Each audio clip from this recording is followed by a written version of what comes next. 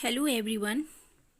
जैसा कि पहले पार्ट में हमने न्यूट्रिशन इन प्लांट्स के बारे में जाना, आज हम न्यूट्रिशन इन एनिमल्स के बारे में पढ़ेंगे। जैसा कि हमने जाना था कि प्लांट्स जो है वो ऑटोट्रोफ होते हैं और अपना भोजन स्वयं बनाते हैं, लेकिन एनिमल्स के केस में इसका उल्टा है।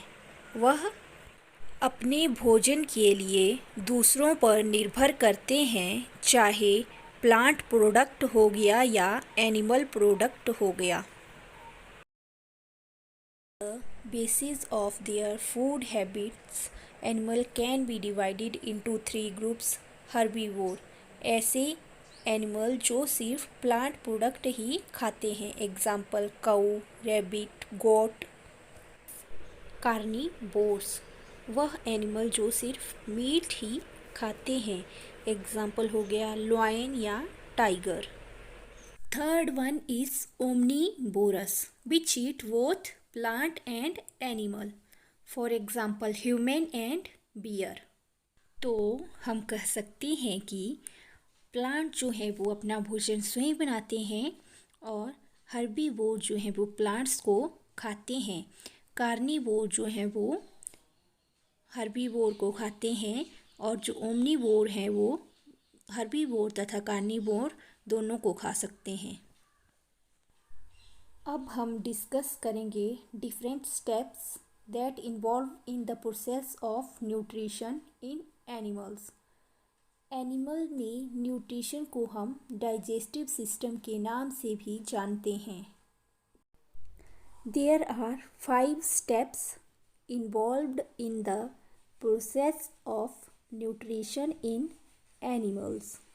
एक बात जो है आपको याद रखनी है कि यह पांचों स्टेप सारे एनिमल्स में कॉमन होते हैं, चाहे वह मल्टी सेलुलर हो गया या यूनिसेल्युलर। मल्टी सेलुलर जो बहुत सारे सेल से मिलकर बने होते हैं, एग्जाम्पल काऊ, मैन, लॉयन एटसेट्रा। यूनिसेल्युलर जिनका शरीर एक ही सेल से बना होता है, एग्जाम्पल हो गया amoeba, paramecium.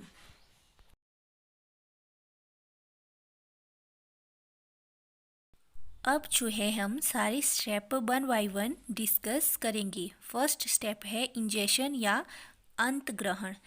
The process of taking the food into the body is called as ingestion, या भोजन को मुंह में लेना। Next one is digestion means पाचन। इस प्रोसेस में जो है वो लार्ज इनसॉल्युबल फूड मॉलिक्यूल जो है वो स्मॉल सॉल्युबल मॉलिक्यूल्स में टूट जाते हैं ताकि ऑब्जॉर्ब हो सके ब्लड प्लाज्मा में। Third step is absorption. In absorption the product of digestion are absorbed by the blood to be supplied to the rest of the body. Next step is assimilation या स्वांगीकरण। इस process में जो है आवश्यक तत्व कोशिका तक पहुंच जाते हैं और उनका एनर्जी के रूप में उपयोग कर लिया जाता है for growth and repair of body या कोशिकीय श्वसन के लिए। लास्ट स्टेप इज इजेशन, जिसे हम बहिक्षेपण या मल परित्याग के नाम से भी जानते हैं। इस प्रोसेस में जो है अनडाइजेस्टिव फूड जो है बॉडी से बाहर निकल जाता है। अब हम इन 5 स्टेप्स को डिटेल में डिस्कस करेंगे। सबसे पहले हम उन अंगों के बारे में जानेंगे जो डाइजेस्टिव सिस्टम में पार्टिसिपेट करते हैं। मानव के डाइजेस्टिव सिस्टम में उन अंगों को सम्मिलित किया जाता है जो भोजन को चबाने, निगलने, पचने और अवशोषित करने के अलावा अधपचे भोजन को बाहर निकालने का भी कार्य करते हैं। इसमें कई सहायक ग्रंथियों का भी समावेश होता है। तो वह ऑर्गन जो डाइजेस्टिव सिस्टम में पार्टिसिपेट करते हैं उनको 2 कैटेगरीज में डिवाइड कर दिया गया है। Number 1 is digestive organ means पाचन अंग, नंबर 2 इज स्पोर्टिव ऑर्गन, सहायक अंग। सबसे पहले हम बात करेंगे डाइजेस्टिव ऑर्गन की। सबसे पहले भोजन कहाँ जाता है? माउथ में। उसके बाद जो है भोजन कहाँ जाता है? ईसोफेगस में। उसके बाद जो है भोजन कहाँ जाता है? स्टमक में। उसके बाद जो है भोजन कहाँ जाता है? स्मॉल इंटेस्टाइन में। उसके बाद जो है भोजन जाता है लार्ज इंटेस्टाइन में। आपको एक और बात याद रखनी है कि माउथ से लेकर एनस तक एलिमेंट्री कैनाल 9 मीटर लंबी होती है और डाइजेस्टिव सिस्टम की सारी प्रोसेस इसी में होती है। अब हम बात करेंगे स्पोर्टिव डाइजेस्टिव ऑर्गन की, सहायक अंग की।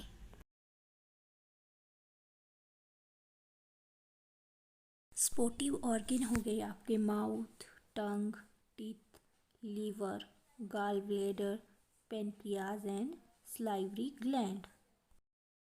अब हम जानेंगे कि डाइजेस्टिव ऑर्गन और स्पोर्टिव ऑर्गन जो हैं वो न्यूट्रिशन में किस तरह पार्टिसिपेट करते हैं। पहला स्टेप है इंजेशन। इंजेशन में जो है हमने खाना इनटेक किया। खाना इनटेक करने के बाद क्या हुआ? हमारे माउथ में जो है वो क्या होते हैं? सलाइवरी ग्लैंड होते हैं जो सिक्रेट करते हैं सलाइवरी अमाइलेज को। इसकी हेल्प से जो है खाना पार्शियली डाइजेस्ट हुआ। उसके बाद जो है खाना by the help of tongue कहाँ आ जाता है? ईसोफेगस में, फूड पाइप में। फेगस से जो है फूड स्टमक में चला जाता है।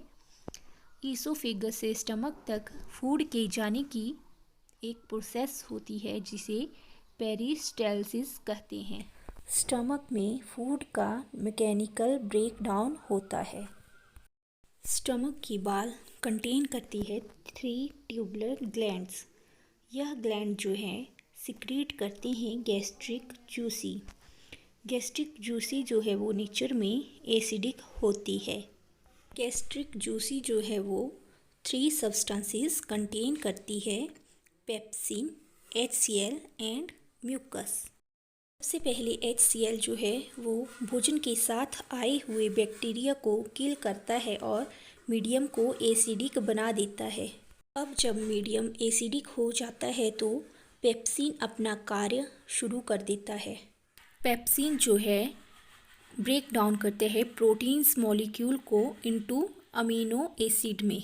म्यूकस जो है स्टमक की इनर लाइनिंग को प्रोटेक्ट करता है HCl एसिड से। अगर किसी एनिमल में जो है म्यूकस प्रॉपर अमाउंट में सिक्रीट नहीं हो रहा या उसके स्टमक में प्रॉपर अमाउंट नहीं है म्यूकस का, तो HCl जो है स्टमक की वाल को अफेक्ट करता है जिसकी वजह से अल्सर होने के चांसेस होते हैं। Food from stomach is transferred to small intestine with the help of sphincter muscle. Small intestine ही वह जगह है जहाँ पर खाना जो है पूरी तरह डाइजेस्ट होता है। ऐसा नहीं है कि स्मॉल इंटेस्टाइन स्मॉल है, बल्कि डाइजेस्टिव ट्रैक्ट में जो है स्मॉल इंटेस्टाइन सबसे लार्ज ऑर्गन है, वो 6.5 मीटर लंबी है। स्मॉल इंटेस्टाइन में लीवर और पेनक्रियास इम्पोर्टेंट रोल प्ले करते हैं। लीवर जो है बाइल जूसी सिक्रेट करता है। यह बाइल जूस जो है नेचर में अल्केलाइन होता है और ग्रीनिश येलो लिक्विड होता है जो स्टोर होता है गॉल ब्लैडर में। स्टमक से जो फूड इंटेस्टाइन में आता है वह एसिडिक नेचर का होता है। इंटेस्टाइन में बाइल जूसी जो है सबसे पहले एसिडिक नेचर को अल्केलाइन नेचर में कन्वर्ट करती है, क्योंकि बाइल जूसी जो है वो अल्केलाइन नेचर की है। बाइल जूस में बाइल साल्ट प्रेजेंट होते हैं जो फैट को ब्रेक डाउन करते हैं और डाइजेस्ट करते हैं। ठीक है, तो लीवर क्या करता है, बाइल जूस सिक्रीट करता है, जो कैसा है, ग्रीनिश येलो कलर का लिक्विड है, जो स्टोर होता है आपके गॉल ब्लैडर में। और बाइल जूस जो है एसिडिक फूड को अल्केलाइन नेचर प्रोवाइड करती है। यह बाइल जूस जो है उसमें क्या प्रेजेंट होते हैं, आपके बाइल साल्ट, जो ब्रेक डाउन करती हैं फैट्स को और डाइजेस्ट करती है। पेनक्रियाज जो है वो सिक्रीट करती है पेनक्रियाटिक जूसेस। पेनक्रियाटिक जूसी क्या करती है, कम्प्लेक्स फूड को स्मॉल फूड में कन्वर्ट कर देती है, जैसे कि कार्बोहाइड्रेट को ग्लूकोज में, प्रोटीन को अमाइनो एसिड में और फैट्स को फैटी एसिड एंड ग्लिसरॉल में।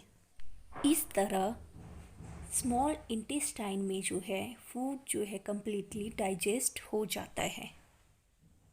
So we can say that the process of digestion convert the large complex and insoluble food into small simple and water soluble food with the help of hydrolytic enzyme.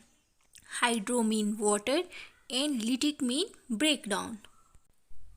अब आप लोगों को समझ आ गया होगा कि किस तरह से डाइजेशन की प्रोसेस कंप्लीट हुई। डाइजेशन के बाद थर्ड स्टेप आता है एब्जॉर्प्शन या अवशोषण। This is the goal of entire process. इस स्टेप में क्या होता है, जो खाना डाइजेस्ट हुआ वो एब्जॉर्ब होता है या अवशोषित होता है।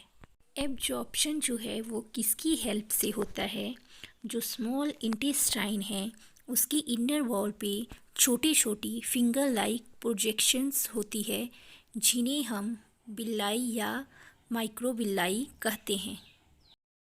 इन माइक्रोविल्लाई की हेल्प से फूड जो है वो एब्जॉर्ब हो जाता है। नेक्स्ट स्टेप इज एसिमिलेशन और स्वांगीकरण। एसिमिलेशन में क्या होता है, जो एब्जॉर्ब्ड हुआ फूड होता है वह ब्लड वेसल के द्वारा बॉडी के डिफरेंट पार्ट्स में ट्रांसपोर्ट या एसिमिलेट हो जाता है in the form of energy for growth and repair of body. Last step is egestion, बहिक्षेपण या मल त्याग। इजेशन में जो है अनडाइजेस्टेड फूड मटेरियल जो है वो रिमूव हो जाते हैं from the body in the form of waste. जो अनडाइजेस्टेड पार्ट ऑफ फूड होता है वो लार्ज इंटेस्टाइन में आ जाता है। लार्ज इंटेस्टाइन के एंड पर जो है रेक्टम होता है। अनडाइजेस्टेड फूड या वेस्ट मटेरियल जो है कुछ समय के लिए रेक्टम में स्टोर रहता है और कुछ टाइम पीरियड बाद जो है यह वेस्ट मटेरियल बॉडी से बाहर निकल जाता है।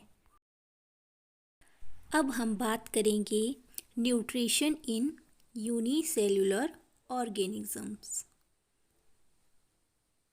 जैसा कि मैंने आपको शुरू में बताया था कि मल्टी सेलुलर ऑर्गेनिज्म और यूनिसेल्युलर ऑर्गेनिज्म में क्या होता है, डाइजेशन के पांचों स्टेप सेम होते हैं, that is ingestion, digestion, absorption, assimilation and egestion. मतलब यूनिसेल्युलर ऑर्गेनिज्म में भी डाइजेशन जो है इन्हीं 5 स्टेप्स के जरिए होता है। यूनिसेल्युलर ऑर्गेनिज्म में मैंने आपको बताया था example amoeba and paramecium. Amoeba जो है सिंगल सेल ऑर्गेनिज्म है, इसकी कोई डेफिनेट शेप, आकार नहीं है because of presence of pseudopodia.